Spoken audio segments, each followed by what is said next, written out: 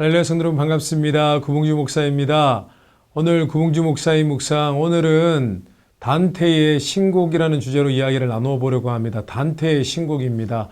오늘은 파트 1입니다. 첫 번째 시간 가지려고 합니다. 성도 여러분 혹시 단테의 신곡이라고 들어보셨나요? 과거에 제 세대는 아닌 것 같고요. 저희 부모님 세대, 지금 나이가 연세가 80중 되신 분들, 그 세대까지만 해도 단테의 신곡이라는 이 문학은 굉장히 많은 분들에게 읽혀지는 그런 책이었습니다. 단테의 신곡. 이 단테의 신곡이 뭐냐 하면은 이게 이탈리아 말이거든요. 디비나 코메디아라는 그런 말이 쓰여져 있는데 이게 영어로 하면 디바인 코미디입니다. 그러니까 코미디가 꼭 이렇게 우리가 잘 알고 있는 그런 코미디가 아니고요. 어떤 서사시 같은 그런 것입니다. 그래서 신성한 서사시, 신성한 글 그런 뜻이 되겠죠.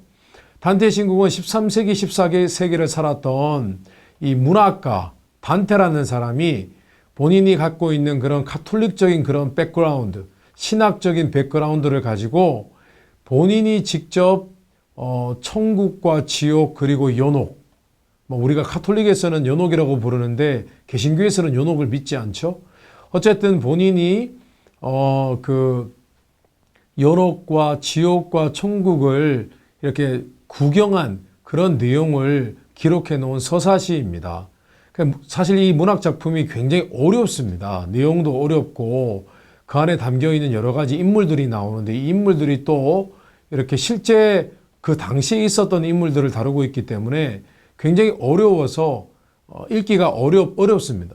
제가 젊었을 때, 지금도 젊지만은 제가 이제 대학교 때 단테의 신곡을 읽었다는 얘기를 들어서 이 책에 대해서 굉장히 관심이 있었어요. 그래서 이 책을 읽으려고 했는데 제가 포기했습니다. 왜냐하면 책이 워낙 어려웠어요. 근데 최근에 이 단테의 신곡이 아주 쉽게 풀어서 책이 나왔다는 소식을 듣고 제가 그 책을 구입하여 읽어보았습니다. 책이 한 이 정도로 두껍지만은 읽는데 별로 불편함은 없습니다.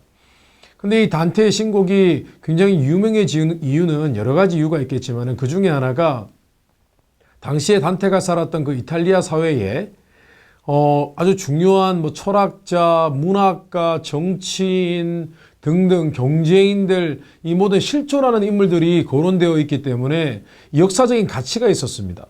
게다가 이 단테의 신곡을 보면 당시에 대부분의 사람들이 당시에는 다 그 기독교를 믿었거든요. 그래서 그들이 갖고 있던 가톨릭적인 기독교적인 그러니까 기독교가 개혁이 되기 전에, 그러니까 종교 개혁자들이 개혁할 때가 16세기였잖아요. 그 이전의 내용이기 때문에 실제적으로 당시에 어떤 신학적인 사상을 갖고 있었는지를 또 들여다볼 수 있기 때문에 이 문학적인 가치가 굉장히 있는 책입니다. 근데 제가 개인적으로 저는 또 목회자이기 때문에 가톨릭적인, 개신교가 나오기 전에 가톨릭적인 신학적인 배경, 천국론, 지옥론, 구원론 등등 이런 부분들이 제가 늘 궁금했기 때문에 제가 이 책에 또 관심이 있어서 책을 구입하여서 읽게 되었습니다. 이 책이 참 재미있습니다. 책의 내용이 어떤 내용이냐면요. 단테가 실제로 본인이 어떤 사람을 만납니다. 이름이 벨라기우스입니다. 벨라기우스. 이 벨라기우스라는 사람, 이 사람이 어디 사는 사람이냐면은 이 사람은 이미 죽은 사람인데 림보라는 곳에 거하는 사람입니다. 가톨릭적인 신학 배경으로 의하면은 이 림보라는 곳은요, 하나님을 모르던 사람들 있잖아요. 그러니까 구약 시대에도 하나님께서 계시를 주셨습니다. 그래서 그 계시적인 내용으로 하나님을 믿게 되었지 않습니까? 예를 들면 아브라함 때는 율법이 없었습니다. 성경이 없었어요. 근데 그런 시대 훨씬 이전에 그런 계시가 없었을 때 그때도 천사는 있었겠죠. 그때에 태어나서 그런데 굉장히 의로운 삶을 살았던 사람, 비록 아담과 하와의 원죄는 있지만은 의로운 삶을 살았던 사람이 가는 곳이 림보입니다. 죽어서 가는 곳이. 가톨릭은 림보를 얘기하고 있고 또 연옥이라는 곳을 얘기하고 있고 또 천국과 지옥에 대해서 그렇게 믿고 있죠. 그래서 전체적으로 따지면은 죽은 영혼이 가는 곳은 네 곳입니다. 네 곳. 저는 개인적으로 이 네 곳에 대해서 좀 궁금하기도 했고요. 물론 개정교적인 입장에서는 이 모든 것이 사실은 신학적으로 우리는 인정하지 않습니다. 림보나 연옥을 우리는 이단적인 가르침이라고 생각을 하는 것은 사실입니다. 근데 어쨌든 저는 좀 궁금하기도 했고요. 그들의 어떤 신학적인 생각은 어떤지 제가 궁금해서 이 책을 읽었습니다. 내가 이 책을 읽으면서 여러 가지 좀 재미난 그런 인사이트, 통찰력을 갖게 되었습니다. 통찰을 얻게 되었습니다. 잠깐 이 단테의 신곡에 대해서 좀 설명을 드리면요. 단테가 이건 본인이 뭐 꿈을 꾸었다거나 환상을 보았다거나 그런 어떤 천국 지옥 간증이 아니고요. 본인이 상상력을 동원해서 본인이 갖고 있는 카톨릭적인 그런 신학적인 배경을 토대로 이 소설 같은 책을 쓴 것입니다. 그게 참 재밌는 게 실제로 그 책에 보면은 천국 갔을 때 만난 사람, 지옥 갔을 때 만난 사람들이 대부분 보면 당시에 단테가 생각하기에 정치적으로 아주 악한 사람들은 지옥에서 그런 사람을 보았다고 실제로 이름을 거론하고 있고요. 그리고 천국에서 만나는 사람들은 대부분 또 본인이 당시에 살아갈 때 예수님을 믿으면서 의롭게 살았던 사람을 천국에서 만나는 것으로 그렇게 거론을 하고 있습니다. 근데 어쨌든 이 줄거리가 어떠냐면은 단테 본인이 림보에 살았던 벨라기우스라는 의인을 만나서 그 벨라기우스의 안내를 받아서 지옥과 연옥과 천국의 순서대로 이렇게 방문을 하고 그것에서 본 내용을 기록한 것입니다. 결국은 벨라기우스를 통해서 지옥을 경험하고 그리고 연옥에 가서 구경하고 그리고 천국에 가서 마침내 본인이 사랑했지만 일찍 떠나보낸 하나님을 잘 믿던 베아트레체라는 여인을 천국에서 만나게 됩니다. 그런 스토리로 얘기가 전개가 되고 끝을 맺습니다. 근데 제가 이 단테 신곡을 읽으면서 제가 깨달았던 어떤 하나의 통찰은 뭐냐면요. 과연 오늘날 개신교의 구원론, 구원에 관한 생각들, 교회에서 우리가 알고 있는 구원, 어떻게 하면 우리가 천국에 가고 하는 믿음에 대해서 구원에 대한 이 모든 생각들이 과연 우리가 카톨릭과 다를까? 이런 생각을 해보게 되었습니다. 카톨릭이 갖고 있는 구원관과 오늘날 신약시대 이 16세기 이후에 종교개혁이 일어난 이후에 생겨난 프로테스탄트, 개신교 교인들이 갖고 있는 구원론과 정말 다른 것인가? 그런 생각을 제가 고민해 보게 되었습니다. 단테 신곡을 읽어보면요. 재밌는 스토리가 나옵니다. 특별히 지옥에 들어갔을 때에 지옥에서 사람들이 형벌을 받는 내용이 자세히 묘사가 되어 있습니다. 들어보면 끔찍합니다. 그리고 지옥도 종류가 여러 가지가 있습니다. 제1지옥, 2지옥, 3지옥, 4지옥, 5, 6, 7, 8 이렇게까지 지옥이 분류가 되어 있습니다. 구획이 나눠져 있고 형벌을 받는 것도 다 다릅니다. 근데 연옥에 갑니다. 연옥에 가니까 연옥이라는 곳이 어떤 곳이냐면요. 카톨릭적인 신학적인 관점으로 연옥은 어떤 곳이냐면은 하나님, 예수님은 믿었지만 어떤 특정한 습관적인 죄에서 벗어나지 못해서 이 연옥에서 머물면서 그 습관적인 죄에서 벗어날 수 있는 시간을 버는 것. 그러니까 정화, 마음과 몸이 깨끗해짐을 얻는 정화의 단계를 거치는 곳이 바로 연옥이라는 곳입니다. 그 정화의 단계를 다 거치는데 그 시간은 사람마다 다 다르겠죠. 500년 동안 연옥에 사는 사람도 있고 1000년 동안 연옥에 사는 사람도 있는데 어쨌든 그 과정을 다 마치면 천국으로 올라가는 것. 그러니까 업그레이드 되는 게 바로 연옥의 개념입니다. 근데 흥미로운 사실은 단테가 연옥에 가서 동성애자들을 만납니다. 동성애자들. 그리고 지옥에 가서도 동성애자들을 만납니다. 좀 이상하지 않으세요? 동성애를 한 그 죄 때문에 지옥에 간 사람도 있고 연옥에 간 사람도 있다는 것이죠. 그 차이가 뭘까요? 단테의 신곡을 읽어보면 그 차이점은 한 가지입니다. 예수님을 믿고 동성애의 죄를 계속 범했던 사람들은 연옥에 가고 그리고 예수님을 믿지 않고 동성애를 저지른 사람들은 모두가 지옥에 있는 것입니다. 근데 좀 흥미로운 사실은 제가 아까 말씀드렸잖아요. 단테 신국을 읽어보면 연옥편을 보면은 사실은 연옥에서 어떤 습관적인 죄에 빠진 사람들이 그곳에서 수행을 합니다. 고행을 합니다.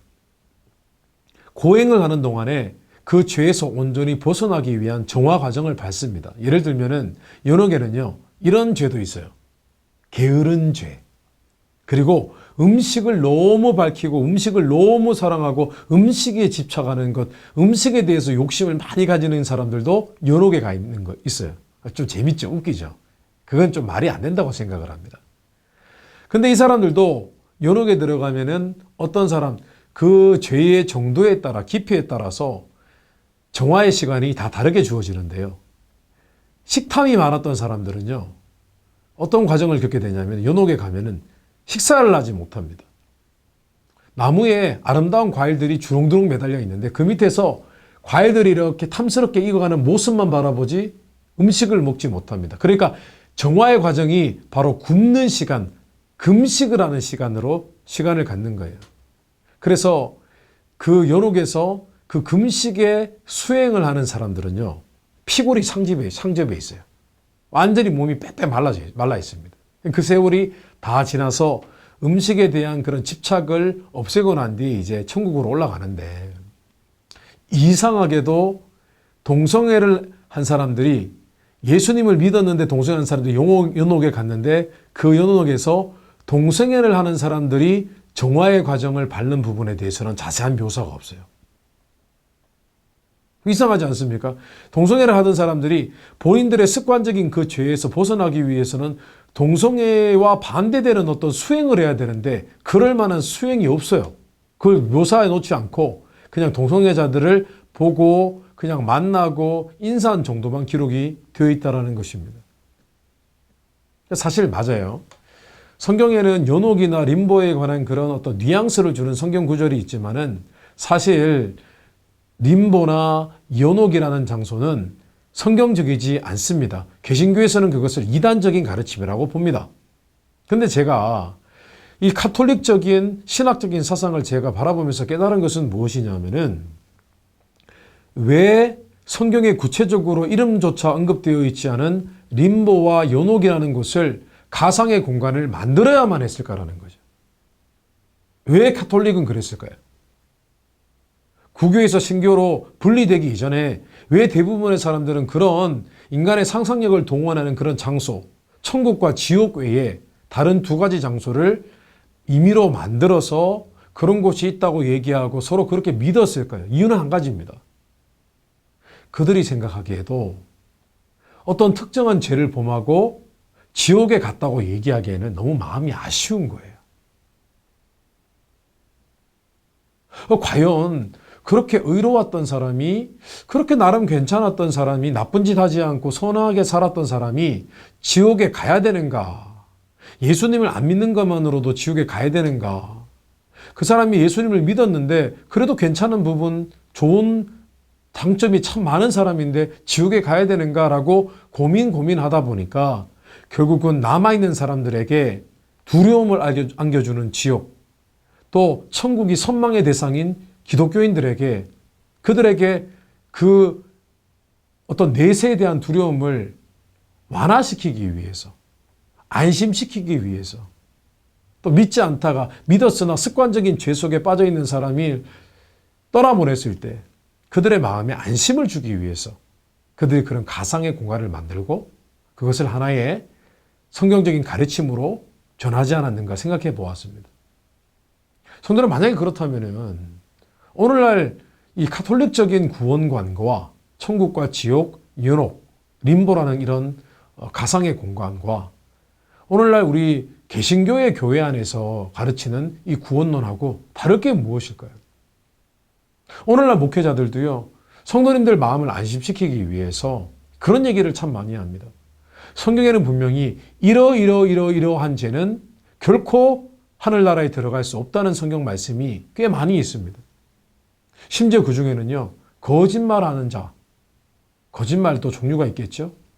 사기를 치거나 정말 말도 안 되는 거짓말을 계속 끊임없이 습관적으로 하는 사람, 거짓말하는 자, 남색하는 자, 남색하는 것이 동성애를 범하는 것입니다. 결단코 천국에 들어가지 못한다고 말하고 있습니다. 그런데 오늘날 강단에 서 있는 목회자들은 마치 그들도 하나님의 은혜 가운데 구원받을 수 있는 것처럼 얘기를 합니다. 성도님들도 그렇게 믿고 싶어 하세요, 실제로. 그런데 오늘날 저는 이 개신교의 구원론이 문제가 있다고 생각합니다. 저는 오히려 카톨릭적인 구원론이 더 정직하다고 생각을 합니다. 신학적으로는 옳지 않지만은요, 저 정직하다고 생각합니다. 왜냐, 그들은 그래도 다 천국 갈 수 있을 것을 소망을 주기 위해서 신학적인 어떤 거짓된 사상을 만들기라도 했지. 개신교는 지금 어떻습니까? 그냥 무턱대고 뭐 어떤 죄를 져도 다 천국 갈 것처럼. 오늘날 지금 어떻습니까? 감리교와 PCUSA, 미국의 가장 큰 교단인 장로교 교단은 이미 동성애를 허용했고, 감리교 같은 경우에는 동성애 목사 안수를 주고요. 이제는 동성애를 지지하지 않는 감리교 목사님들은 회원권을 박탈하고 교회에서 쫓아보내기까지 한다고 들었습니다. 이것은 성경에서 말씀하는 말세에 이루어질 배교입니다. 배교. 과연 그 교단에 동성애를 지지하고 동성애 목사님, 동성애 목사 안수를 인정하고 하는 그런 교단에서 과연 구원받을 사람이 얼마나 되겠습니까? 물론 그곳에서 예수님을 잘 믿는 사람은 구원을 받겠죠. 그러나 그런 사상 하에서 그런 일을 전파하고 도리어 그것이 하나님의 사랑이라고 주장하는 것은 왜곡된 복음을 전하는 것이고, 그것은 이단적인 것이고, 결국 이단을 전하는 사람들이 어떻게 구원을 받겠습니까? 저는 지금 오늘날 우리는 다시 한번 생각해 보아야 됩니다. 성경은 분명히 말씀하고 있습니다. 예수 그리스도의 이름 외에는 천하에 다른 이름으로 구원받을 만한 이름을 주신 적이 없다고 했습니다. 예수님을 정확하게 믿어야 됩니다. 그래서 성경 말씀에 어떤 특정한 죄에 빠져 있으면 그 사람이 회개하기 전에는, 그 죄에서 돌아서기 전에는 구원받을 수 없습니다. 우리는 구원론이 바르게 되어야 됩니다. 성도 여러분, 예수님은요, 자신을 소개하실 때 나는 구원의 문이라고 하셨습니다. 나 외에 다른 문으로 들어오는 사람들은 거짓이라고 했습니다. 그 얘기는 다른 종교를 통해서, 다른 종교의 영적인 어떤 거짓된 이단적인 이야기를 통해서 구원에 이르러 보려고 하는 것은 전부 다 엉터리라는 뜻입니다. 우리의 믿음의 대상은 오직 예수 그리스도여야만 합니다. 다른 많은 우리의 의문이 있을 겁니다. 정말 그 사람도 지옥 가나? 꼭? 정말 그 사람이 천국에 가나? 우린 여러 가지 많은 의혹이 있습니다. 우리 가봐야 하니까 모르죠. 천국이 어떻게 생겼는지, 지옥이 어떻게 생겼는지, 또 디테일하게 어떤 죄를 져야 천국에, 죄를 짓지 말아야 천국에 가게 되는 것인지 우리는 다 알 수는 없습니다. 근데 중요한 것은 두 가지 기억해야 됩니다. 구원에 있어서 예수 그리스도가 구원의 문입니다. 예수님을 통해서 들어가지 않고서는 우리는 구원을 받을 수 없습니다. 그런데 예수님께서요, 나는 길이요 진리요 생명이라고 했습니다. 이 말씀은 여러 가지 의미로 해석할 수 있지만은요, 길이요 진리요 생명이라고 하실 때 예수님이 내가 길이라고 하셨어요. 그 얘기는 뭐냐면, 우리가 예수님이라는 구원의 문으로 들어가지만 여전히 예수님을 따르는 진리를 순종하고, 그리고 예수님이 생명이신 것, 진리가 곧 생명으로 인도하는 길임을 믿고 계속해서 우리는 걸어가야 된다는 것을 의미를 합니다. 죄를 원수같이 여기고, 죄에 대해서 회개하고, 그리고 여전히 진리이신 하나님 말씀의 뜻을 쫓아 행하는 그런 믿음의 방향성이 있지 않으면 우리는 우리 자신의 구원을 고민해 봐야 됩니다. 여러분, 저는 단테의 신곡을 통하여 인간이 스스로를 합리화하기 위해서 심지어는 성경적인 것까지 왜곡하고 신학적인 사상까지 왜곡하는 것을 저는 보았습니다. 그런데 우리도 다르지 않습니다. 우리는 가톨릭이 이단이라고 하지만 사실은 우리가 어느 순간 스스로 합리화하고 나는 예배드리니까 나는 구원 받았겠지 막연하게 그냥 기대감을 가지고 있고 내 안에 성령이 살아계셔서 지금도 나는 성령의 은혜와 감동을 따라가는 그런 증거도 없는데 그냥 막연히 종교 생활하고 그럴 수 있습니다. 가톨릭이 그랬습니다. 그래서 가톨릭이 무너졌고 그들의 신학의 체계가 무너지고 교리가 무너지고 그래서 성모 마리아를 마치 신적으로 대우하고 신적으로 섬기고 그러다가 그들의 믿음도 점점 나락으로 떨어지고 물론 가톨릭에도 정말 예수님을 사랑하고 예수님을 믿는 분들이 계십니다. 그런데 그들이 어느 순간 인간적인 생각과 사고로 타협하고 하다 보니 결국 그렇게 되지 않았습니까? 우리 개신교도 마찬가지입니다. 성도 여러분. 우리 개인의 신앙도 마찬가지입니다. 우리의 개인의 신앙은 바른 구원론 안에 있어야 우리가 두렵고 떨림으로 우리의 구원을 이루라고 한 하나님 말씀대로 우리의 구원이 보존되는 것입니다. 저는 단테의 신곡 오늘 책에 대해서 이야기를 하다 보니 여러 가지 깊은 이야기를 나누게 되었습니다. 성도 여러분 어떻습니까? 제가 단테의 신곡을 읽어보시라고 말씀드리지는 않겠습니다. 그런데 이 가톨릭적인 신학적인 배경과 구원론에 대해서 한번 생각해보고 또한 교훈을 삼았으면 좋겠다는 생각에 오늘 칼럼을 우리 성도님들께 나누고 전해드립니다. 우리 다음에는 단테의 신곡 두 번째 제가 받은 통찰을 함께 나누도록 하겠습니다. 오늘 구봉주 목사의 묵상 여기까지 하겠습니다. 감사합니다.